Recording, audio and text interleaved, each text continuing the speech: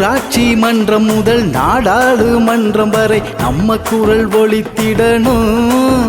இனி பறித்திடும் உரிமைகள் தடுத்திடும் பிரதிநிதி அவைகளில் வரவேணும். மேயர் அவர்கள் சிறப்பான பட்ஜெட் தாக்கல் செய்து சிறப்பு செய்துள்ளீர்கள். முழுக்க முழுக்க இந்த பட்ஜெட் பொதுமக்கள் மற்றும் மாணவ மாணவியர்கள் மீது அதிக கவனம் செலுத்தப்பட்டுள்ளது. வார்டு சபா கூட்டம் தொடர்ச்சியாக நடத்தப்பட அறிவிப்பு சிறப்பு. வடக்கு பகுதியில் புதிதாக பள்ளிக்கூடம் கட்டும் பணி துவங்கப்படும் என செய்தி வரவேற்கத்தக்கது. தேவாபாய் ஸ்கூல் மேம்பாலம் திட்டமும் சிறப்பான திட்டம்.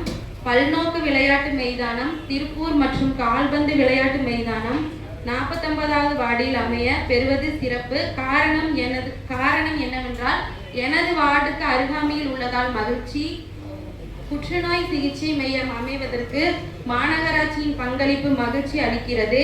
திருப்பூரில் பொழுதுபோக்கு இடம் இல்லாமல் மக்கள் அடர்ந்த அறிவிப்பு.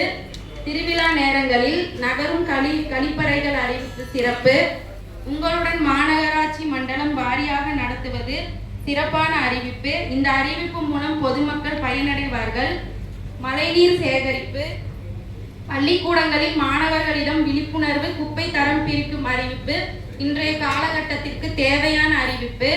மாணவ மாணவர்களுக்காக மாநகராட்சியின் சார்பாக சதுரங்க போட்டி நடத்துவதன் மூலம் அந்த மாணவர்களுடைய திறமையை வெளிப்படுத்தும் விதமாகவும் சர்வதேச அளவில் பங்கு பெறக்கூடிய வாய்ப்பு ஏற்படுத்தும். எல்லளவும் சந்தேகம் இல்லை. பள்ளிக்கூடங்களுக்கு 3 மடங்கு நிதி ஒதுக்கி இருக்கிறது. இதன் மூலம் மாணவ மாணவியர் மீது மாண்புமிகு மேயர் அக்கறை செலுத்துகின்றார் என்பது தெரிய வருகின்றது. ஆண்டுதோறும் 100 மாணவ மாணவியர்களுக்கு கணினி வழங்கும் சிறப்பான அறிவிப்பு.